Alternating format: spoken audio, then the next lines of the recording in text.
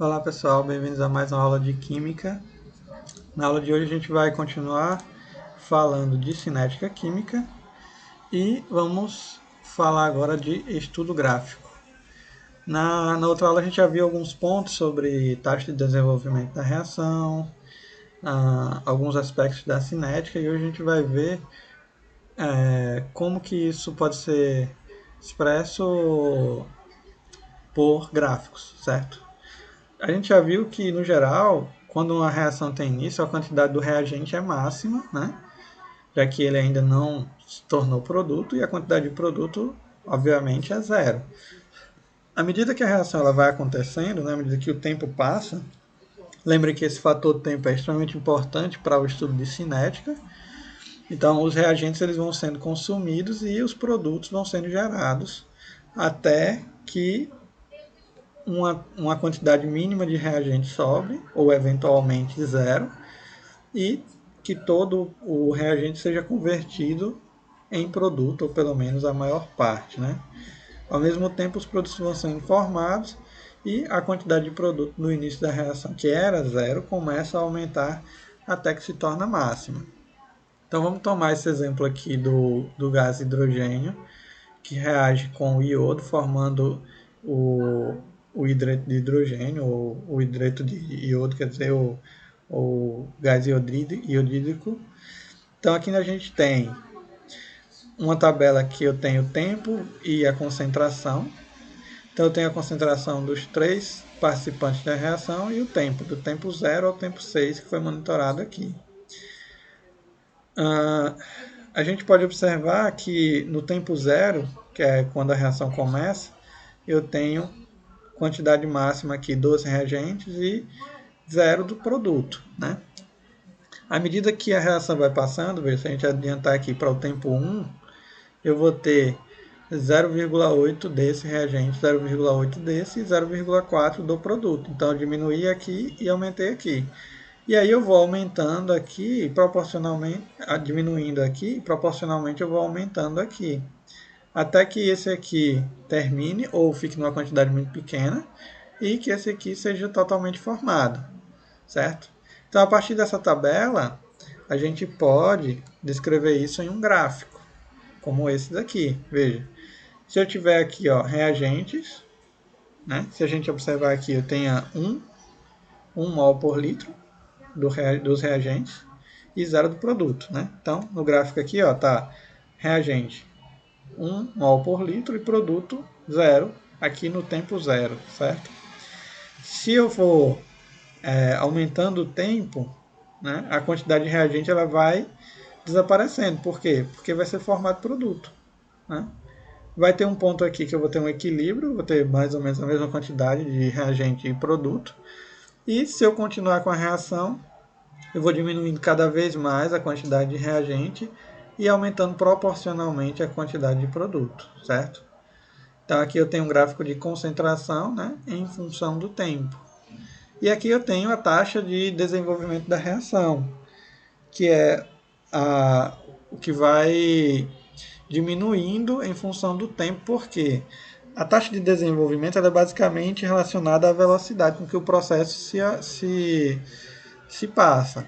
Então, no começo da reação, né, que seria nesse ponto aqui, você tem muito reagente, então é muito fácil dele reagir, então ele começa a reagir muito rápido. À medida que o reagente vai se transformando em produto, o produto ele não vai sofrer mais uma transformação nesse caso. E aí fica mais difícil do reagente se encontrar para se tornar produto. E aí a taxa de desenvolvimento da reação ela vai diminuindo à medida que o tempo avança. Né? Vamos ver um exemplo aqui de, de uma reação. Tá?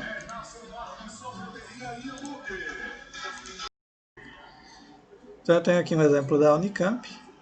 Mostra aí, amostras de magnésio foram colocadas em solução de ácido clorídrico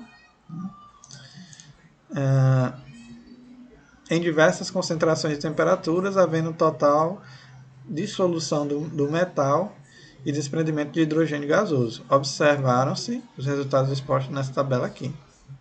Aí tem aqui, letra A.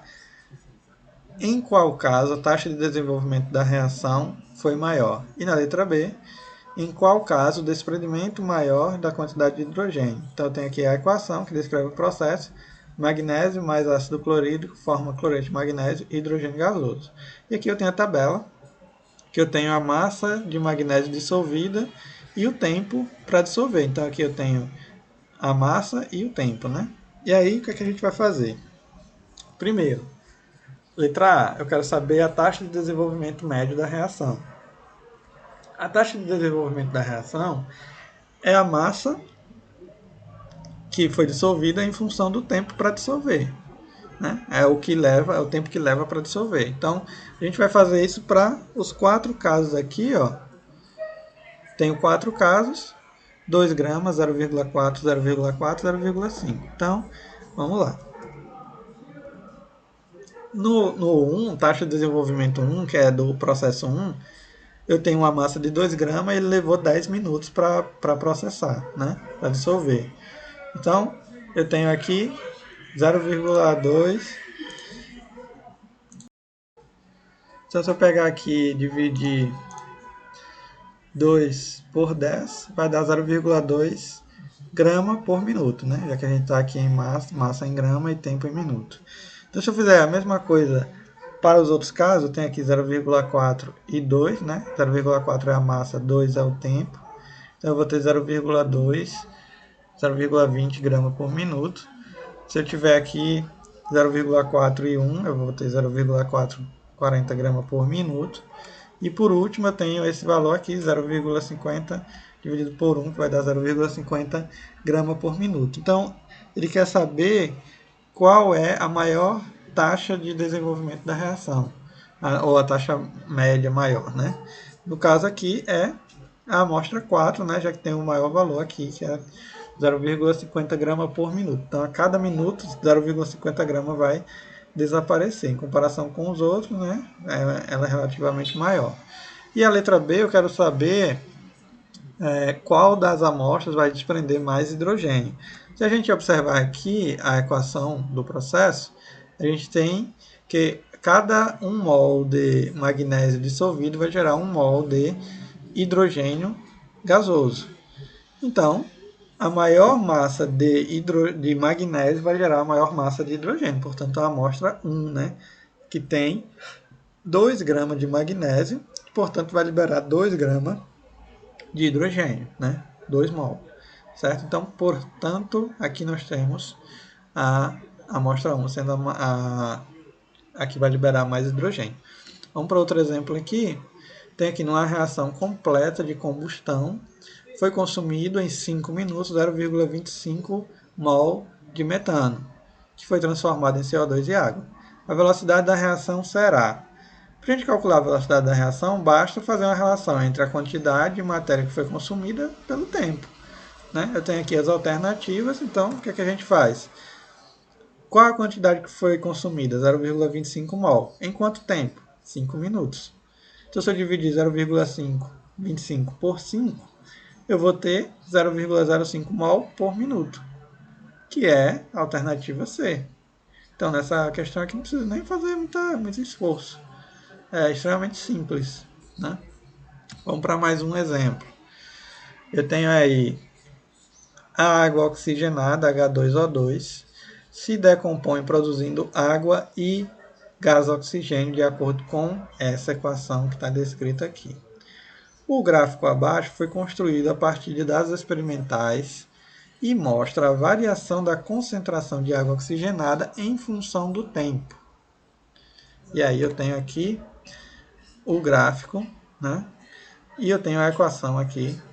E aí a pergunta é, qual será a velocidade média de decomposição da água oxigenada nos intervalos 1, 2 e 3? E aí eu tenho aqui, ó, intervalo 1, intervalo 2, intervalo 3, certo? Aqui eu tenho a concentração em mol por litro, aqui eu tenho o tempo em minuto. A reação varia a concentração e varia o tempo aqui até 30 minutos. E aqui eu tenho as alternativas de quais serão as velocidades médias desses processos, tá? Então, como que a gente vai resolver isso? Primeira coisa, a gente vai precisar saber qual é a fórmula que a gente vai usar para a variação de velocidade média, né? Para a velocidade média da reação. A velocidade média, como o nome já diz, ela é a velocidade de um dado período, né? De um dado fragmento que a gente vai analisar, né? Por exemplo, aqui, de 0, nesse fragmento 1 aqui, ó, toda essa parte aqui, né? Cada ponto desse tem uma velocidade, mas eu não quero saber a velocidade em todos os pontos, eu quero saber a velocidade média, né? A velocidade desse ponto até esse, mais ou menos quanto que ficou, né?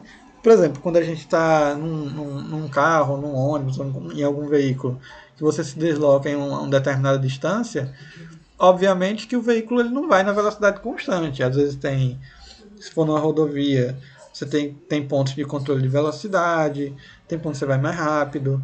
Se for na cidade, tem sinais, tem congestionamento. Então, você consegue saber a média da velocidade que você estiver. Para você saber a velocidade exata, você tem que marcar um determinado ponto em um determinado tempo. Né? Aí você sabe a velocidade exata. Aqui a gente está procurando velocidade média, certo? Então, a velocidade média ela vai ser a variação da concentração. É igual que a gente faz em física. Velocidade média é a variação do espaço pela variação do tempo. Aqui é a variação da concentração em função do tempo. E aí, nesse caso aqui, eu coloquei o sinal negativo porque a gente está tratando da água oxigenada. O que é que está acontecendo com a água oxigenada aqui nesse processo? Ele está sendo decomposto, ó, ele está sumindo. Se ele está sumindo, ele está diminuindo, ou seja, está ficando negativo. Se ele está aparecendo, ele estaria positivo, seriam os produtos. Mas aqui eu estou tratando a velocidade média de desaparecimento da água oxigenada. Portanto, o sinal da equação é negativo, certo? Então, veja só, vamos tratar do primeiro caminho lá, do primeiro fragmento, 1, velocidade média de 1. É a variação aqui da concentração. Se a gente olhar aqui, eu tenho aqui, ó, a concentração no início era 0,8, a concentração no final 0,5. Então, como é que a gente usa isso? Final menos inicial, tá? Sempre. Final menos inicial. Igual o tempo aqui, ó. Final menos inicial. Tempo inicial era 0, tempo final 10 minutos. Aqui a concentração final 0,5, concentração inicial 0,8. Aí vocês devem estar pensando, por que a final é menor do que a inicial? Como eu falei agora há pouco, essa é uma reação de decomposição. Então, o que tinha no início, ele vai se decompor para formar os produtos. Portanto, o valor final vai ser menor do que o valor inicial. Se a gente faz isso aqui, 0,5 menos 0,8, e aqui 10 menos 0, vai chegar nesse ponto aqui, certo? Como tem esse sinal aqui, se eu fizer aqui o jogo de sinais, fazendo a divisão aqui, eu vou ter 0,03 mol por litro minuto, tá? Fazendo agora o outro fragmento lá, o 2, aí eu vou ter a mesma coisa, só vou usar os dados, né? Final, que é o 0,5, que é onde parou esse, e o inicial, quer dizer, o final, que é o 0,3, né? O inicial, que é onde parou esse aqui, tá? E o tempo aqui, o final, 20, e o inicial, 10, né? A gente está nesse segundo intervalo. Deixa eu mostrar aqui para vocês. A gente está aqui nesse segundo intervalo agora, ó, de 0,5 a 0,3, do tempo de 10 a 20, tá? Então, vamos lá. Ops. Fazendo a conta, a gente vai chegar nesse valor, dividindo, a gente tem isso aqui. E aí, fazendo o terceiro, seguindo o mesmo procedimento, eu vou ter esse resultado aqui, ó. Ou seja, 0,03, 0,02, 0,01. Isso nos leva à alternativa A.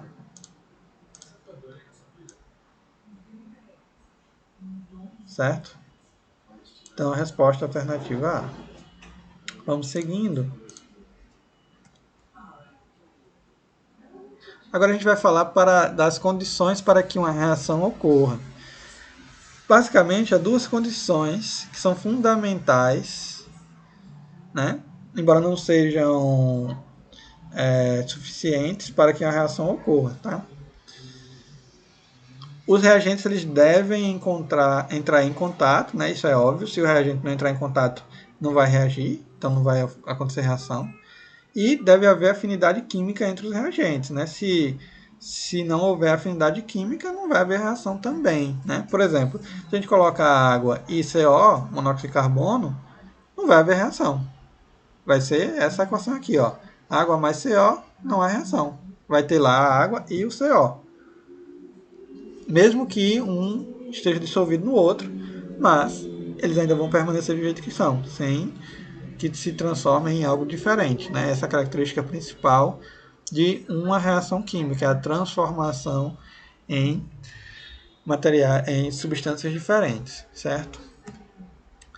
Se a gente colocar, por exemplo, em contato o gás cloro, que é o Cl2, e o gás hidrogênio, que é o H2, aí sim pode haver reação, pois aqui existe afinidade química entre as substâncias, certo? A realização ou não de uma reação, nesse caso, passa a depender das outras condições ditas acessórias, né? São condições adicionais, digamos assim. Então, primeiro, as partículas, né? Os átomos, as moléculas ou os íons dos reagentes, eles devem colidir, né? Devem colidir. E essa colisão, ela, entre as partículas dos reagentes, ela deve ser efetiva, ou seja, deve ocorrer numa orientação favorável e com energia suficiente para romper as ligações que existem e formar novas ligações, certo? Então não basta que haja a colisão, é preciso que essa colisão seja efetiva, senão não vai adiantar, não vai ocorrer a reação da mesma forma, certo? Então, a partir desses dados, a gente tem a teoria das colisões. A partir do estudo dos fatores que influenciam a velocidade das reações, os cientistas imaginaram uma explicação simples para o modo pelo qual são quebradas as moléculas dos reagentes e são formadas as moléculas dos produtos em uma reação química. Então, essa é a chamada teoria das colisões. Então, vamos tomar como exemplo aqui a reação de hidrogênio com iodo, formando o gás iodídrico aqui, né? Essa reação ela vai acontecer a 450 graus Celsius, certo? Então vamos imaginar o seguinte: eu tenho aqui a minha molécula de hidrogênio, minha molécula de iodo, e aí uma molécula de H2 e uma molécula de I2 se aproximam, né, bem rápido, né? Tá aqui. Elas vão se aproximando e elas se chocam violentamente, né? Entram em choque. Quando ocorre esse choque, as duas moléculas de HI são formadas, né? Ou seja, houve a colisão de forma correta e também houve o choque com energia suficiente para que essas ligações aqui fossem quebradas e novas ligações fossem formadas, né? Então, a teoria das colisões prevê que a velocidade da reação ela vai depender da frequência dos choques entre as moléculas, ou seja, o maior número de choques por segundo implicará no maior número de moléculas reagindo e, portanto, maior velocidade da reação. Quanto mais choques ocorrerem, mais rápida será a reação. Vai depender também da energia, né, desses choques, da violência com que for esse choque. Quanto mais forte o choque, mais fácil de quebrar a ligação, ou seja, uma trombada violenta, chamada de colisão eficaz, ela terá mais chance de provocar a reação entre as moléculas do que uma trombada fraca, né? Uma colisão ineficaz, não efetiva. Depende também de uma orientação apropriada das moléculas no instante do choque, ou seja, uma colisão frontal ela será mais eficaz do que uma colisão não frontal, né? Uma trombada de raspão aí, algo não efetivo. Esse fato faz com que Isso também vai depender do tamanho e do formato das moléculas dos reagentes, para que esse fator possa influenciar, essa orientação apropriada do choque possa influenciar na ligação, certo? Na reação. Então, por exemplo, se eu tiver aqui, ó, orientação desfavorável, né? Essas duas aqui, esses dois átomos que estão nessa molécula estão colidindo com essa, mas a orientação não foi favorável, a reação não aconteceu. Orientação desfavorável, né? A colisão não é efetiva e não ocorre reação, certo? E a orientação favorável, né? Que aí ocorre a formação da reação. Então, eu tenho várias possibilidades de choque, mas a reação ela só vai acontecer quando o choque for de fato efetivo, certo? E aí a gente tem um conceito chamado energia de ativação e complexo ativado. As partículas elas reagem quando elas obtêm energia suficiente para que isso aconteça. Esse movimento, o movimento que as moléculas fazem como esse aqui, ele contém energia cinética. Essa energia cinética ela pode ser convertida em energia potencial, que vai fazer com que as ligações sejam quebradas e novas ligações sejam formadas. Se houver a condição adequada e energia suficiente, aí sim vai ocorrer a reação, certo? Então, para que a colisão entre as partículas reagentes seja efetiva, não basta que ela ocorra segundo a orientação favorável, né? Mesmo que ela ocorra dessa maneira, existe a necessidade que a colisão ocorra com a quantidade mínima de energia capaz de romper as ligações dos reagentes e possibilitando a formação de novas ligações para os produtos. Essa energia mínima necessária para que a reação ocorra é chamada de energia de ativação. E a energia de ativação, ela é basicamente um dado importante para que a reação ocorra. Quando a colisão entre as partículas dos reagentes ocorre numa orientação favorável e com energia igual ou superior à energia de ativação, forma-se uma estrutura instável e intermediária entre reagente e produto que a gente chama de complexo ativado. O que seria esse complexo ativado? Ele basicamente seria um estado intermediário, como esse aqui. Ó. Imagine que eu tenho gás hidrogênio, gás cloro, para formar HCl, e aí, quando ocorre o choque efetivo, com energia suficiente, ele forma esse complexo aqui, que você não tem a distinção dos dois. Seria um estado em que os dois estão presentes. E aí, acaba acarretando aqui, se tiver energia suficiente, essas ligações aqui, ó, que eu vou marcar, são quebradas, tá? Essas ligações aqui entre os hidrogênios e entre os cloros são quebradas. E essas ligações que estão aqui pontilhadas, entre hidrogênio e cloro, são formadas e aí resulta nisso aqui, ó, HCl, tá? Então aí ocorreu um choque efetivo promovendo a formação desse novo produto, certo? Então, os reagentes possuem determinada quantidade de energia, né? Energia própria dos reagentes, e supondo que a energia necessária para que a reação tenha início seja uma energia E, e a energia de ativação é a energia AT, ela pode ser descrita como a energia necessária, né, para que a reação se inicie, menos a energia dos reagentes. Se eu tiver essa energia aqui maior do que essa, né, aí eu vou ter uma reação efetiva de fato. Vamos ver esse exemplo rapidinho para a gente finalizar a aula. Tem aqui um exemplo. Considere as duas fogueiras representadas aqui nessa figura, né? A rapidez da combustão da lenha será maior na fogueira 1, pois a superfície de contato com o ar é maior. Se a gente observar aqui, a gente vai ver que essa aqui tem mais contato com o ar do que essa. Então, se a explicação para a maior reação é a superfície de contato com o ar, essa aqui não vai queimar mais rápido, né? Então, a gente já sabe que a 1, A e a B já não estão corretas. A C, igual nas duas? Não, não é, porque a gente já disse que se essa aqui tem maior superfície de contato, essa aqui vai reagir mais rápido do que essa, né?